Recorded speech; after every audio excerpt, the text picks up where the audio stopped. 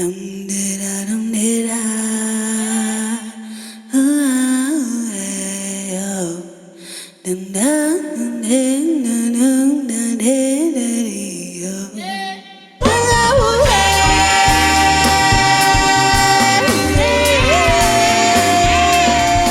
code switch. Jamilan, the guy. She's decided I'm not going to never make you happy. Hey, never make you happy. Yeah, you saw I looked at you, right? And I'm going to put you guys on the spot again. Are you feminists? No, don't talk about I think it. that's Absolutely. Hey? Yes. And I think that's the media's favorite question to put to young starlets. Are you a feminist, right? Because that determines your worth as a star and your intellectual capacity and all of that. And it just seems like feminism is almost to some extent the flavor of the month. And I want to know just what are your thoughts about feminism, particularly for you as black women?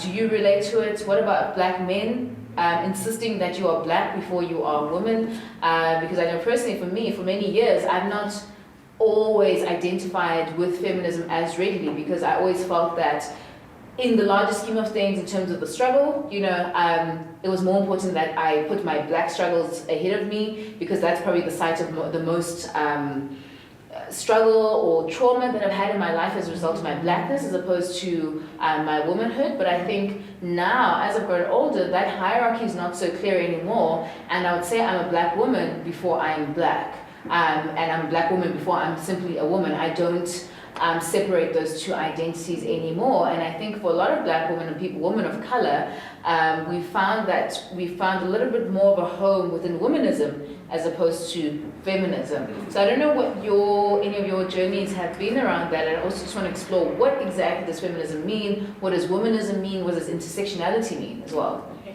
For me, I think, yes, there are things in feminism that I'm like, woo-hoo, but I really identify my feminism from a black woman's perspective. Sure. Because in my experience, like I was telling you on our way here, that I got harassed more than 10 times just yesterday. And that's simply because I don't have a car and I'm subjected to using public transport and having to walk in town to navigate around. Yeah. Something that particularly white women would never be subjected to, having to walk in CBD, New or anywhere in that public space. Sure. Where I fundamentally experience, where I feel my womanity or me as a woman is threatened the most. Countless of times, not just yesterday, countless and countless of times, that's where I feel the most. My safety, because I'm a woman, not because I'm just there, because I'm a woman is threatened. So I would identify from that perspective as well.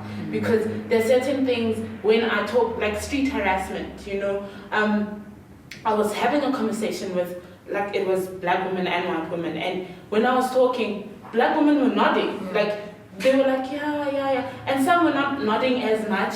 And even the ones that were not nodding as much because they have cars, they're middle class, they're not subjected to public transport and everything. But the ones that were like, yeah, it's people who was in the same situation as me. And even I'm privileged in that because I'm not subjected to public transport every single day. I live across from university. I work in in a safe environment. So there are levels in that as well.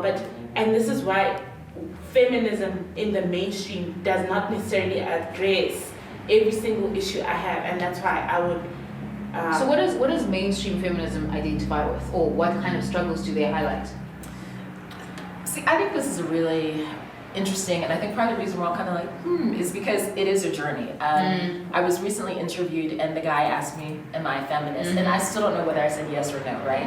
Because I think at its essence, feminism, the belief in the socioeconomic, cultural, and political equality of men and women, we ascribe to, we believe in, etc. So there's a time where I would have said very much I'm a feminist, etc. But I think that in many ways, feminism has become a story of white Western women in dominant culture. So even things that are important to us, we've had conversations, or we will be talking about lobola and things like that, right? I often find white feminists look at that and they're like, ew, why would you want to be bought? And clearly I'm simplifying it, but I feel like many times what happens is that white women's experiences are privileged and it kind of negates our experiences. And so when we ask for white women to be allies and to stand with us in solidarity, they say things like, and again, I'm generalizing, but you get things like, oh no, that's not really true, that's just patriarchy, we're all equally oppressed, on and on. And that's not our lived reality. So for me, womanism is something that I identify with a bit more. I mean, if you look at how Alice Walker defined it when she coined the term, it's something that asserts the humanity of women, but is also very concerned with the overall wellness and condition of the community at large. Sure. I think we're constraining ourselves quite a bit, and I suppose that's what ideologies do. And that's because even in academia, you do have people who are almost the vanguard, right, of ideas, of thought processes as well, which I think is very problematic. I do identify as a feminist because fundamentally it's about ensuring that when we have gender parity, that it's about the empowerment of women, and essentially, right, men will be here, women are here, and I think what feminism does is not to do this, but essentially do that, right? And I think it's been portrayed as doing that to men because that's what patriarchy does. And for me, I think the failure in feminist discourse has been that the message that patriarchy is both bad for men and women is not being highlighted, right? True. So I was having a conversation with a family member who's just had a baby. Her soon-to-be husband has not completed the lobola process, has paid the damage, is problematic term on its own. But he was saying he's unable to see his child, and that's problematic for him. I think it's sad that he's unable to do so. But if you're going to play within this minefield that is culture, you have to stick to it. It can't necessarily work for you sometimes and not work for you in certain instances, right? So if we want to be clear about certain belief systems, I think we have to go full on with it. And because Western so white women's issues, for example, have been dominant, I think that's purely because that's where it comes from. I think we do have the power. I actually have to disagree with that entirely. I think that not a Western throughout history, in many different cultures and on the continent, there has been a very strong tradition of whether you want to call it feminism or womanism. It looks different than it does in the West, but that doesn't make it any less valid. If you look at women like Yaa Asantewaa in Ghana and her leadership of the revolt against British imperialism, that was big. So I think we have to be careful in terms of saying, well, because feminism comes from the West, and in many ways that even plays into patriarchy, right? This thing that this feminism, these ideas of womanism are somehow brought to us. And non-African. But the movement itself does come from the West, right? I disagree. In terms of how it's the mainstream package. mainstream movement. Let's not debate the origins of it. And I think it is a very valid point that feminism is not a Western concept, because I think often we just think that all these things, and that's what's often used as a silencing tool by black men to say that now you're being contaminated by your white female friends and they're telling you these ideas when really you're keeping your eyes off of the right. It's really often people like to say it's a divisive tool, right?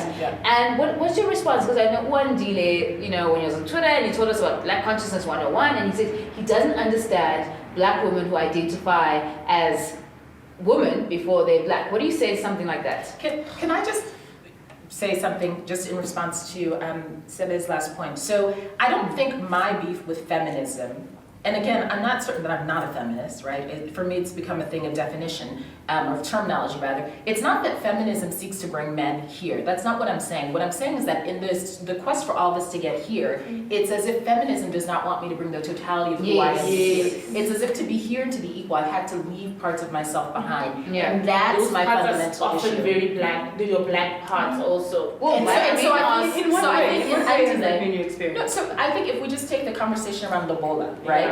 Many women are many feminists I find who are hardcore, to use another terminology. To me, lobola is something important, and we'll talk about that later in terms of what it signifies and what it means.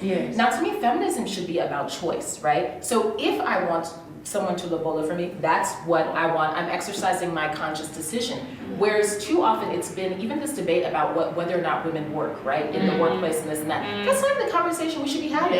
You're lucky if you have the option not to work. For most of us, we don't work. Our kids, our families, they don't eat, right? Like that's true. And so I feel like, so when people like Andile and others come with these questions, I don't even think that many times they're responding to the issue of feminism itself. I think they're responding to this notion that somehow you have to leave portions of yourself behind. That's true. And so for me, and I think for many Black people and many women of color globally, that's really the challenge with feminism. Because there are things that relate to us specifically as Black women that will mean that, and it's because our experience is often erased out of the mainstream feminist discourse, right? So, you know, and I often laugh at the fact that white women's feminism is a lot more, let's say, It's privilege. It's a lot more privileged, it's a lot more issues of fair pay, do I get to work, don't I? Whereas for us, Not you don't have friends, you know what I have to mean? go to school. It's bread and butter issues, right? That it's just, do I even have the right to own land? Yes. Do I have the right to speak? You know, it's that level. So And I think often we're doing exactly what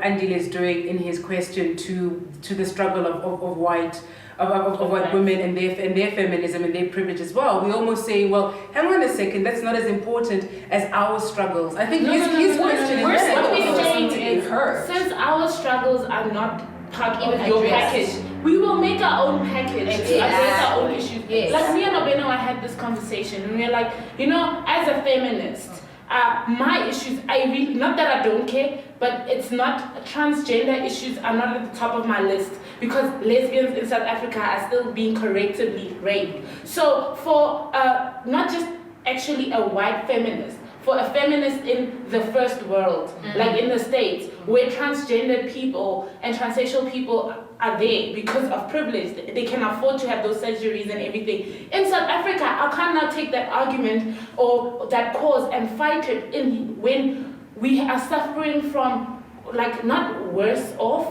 but in our situation, there is a grassroots level issues we have to deal with. Like the fact that, yes, there's another issue, like what I'm saying, corrective rape, that we have to deal with. And I'm not concerned with transgender rights at the moment. Do you believe there isn't enough room for all struggles?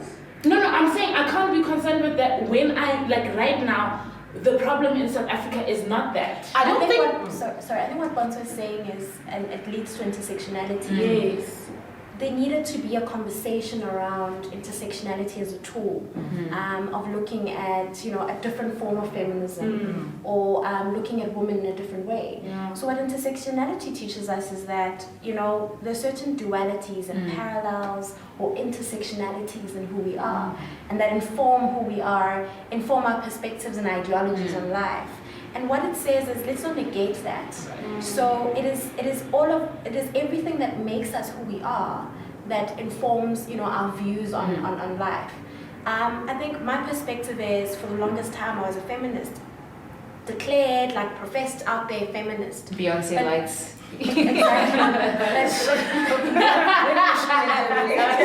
Hair blowing out. When you're trying to make sense of yourself, and you know, when you get a deepened awareness of who you are as a Black woman, it becomes hard to find, you know, narratives in common. And I think those are the constraints of ideologies. Ideologies are inherently functional, right? Based on functionalism, every society has to have a set of values to, you know, proceed in a linear way. And if you don't, you know, concur with those values, you're an outcast or an outlier or whatever. But I feel the danger in, you know, these theories about, you know, womanism and feminism is that as Black women, we shouldn't view feminism as, you know, a redemptive alternative to define ourselves, right? Let us see these ideologies as a guideline. But I believe in the power of interpretation. So I appreciate womanism and the idea of intersectionality, and it affords me the ability to look at myself and interpret who I am. But I still understand the principles of feminism. But we can't now look at it as a redemptive alternative to, oh, there's an avenue of how I can see myself as a Black minority. So we're going into that constrained, you know, those constrained ideas of ourselves again as Black, as, you know, previously victimized, so we need a different bus. and we need a different narrative for our history. I think we as Black women have a role to find ourselves, you know, as part of the national conversation around women, as part of a global conversation around women. How do we find our place? Yeah. But if issues, for example, such as franchise, are important within Blackness, right, and having a voice and asserting yourselves in a country is important within that movement, why do we find it problematic if a particular stream or wave of feminism focuses on that? Because they think they address everyone's issues. So and I think we will say in conclusion with this is a topic that will go on forever and it's never going to end. Yeah. I mean, we'll continue this. And maybe it shouldn't end. It shouldn't end because the struggle will take on different forms at different times, and we should adapt to that. I think for me, the biggest aspect, maybe it stems from the initial critique against what mainstream feminism has looked like, is just being unaware of the struggles of others. Yeah. And I think that intersectionality does address that and saying that, look, we're not here to negate, let's say, the struggles of someone who's a lot more privileged. You know, there are real struggles that you have in the boardroom that will ultimately also filter down to the rural woman, because that woman is not there to advocate on their behalf, right?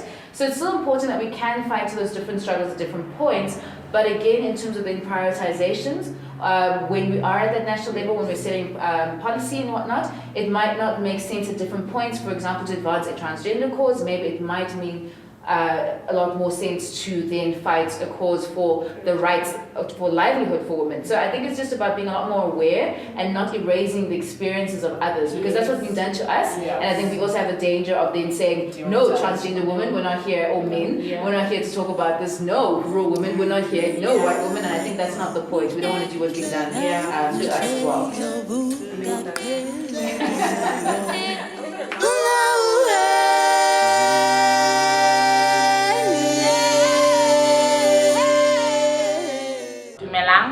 My name is Bonsa Pilani. I'm a journalist, student, a young woman becoming who she is. I write about feminism. I have a gender agenda, and I just love being Black and who I am. Yeah.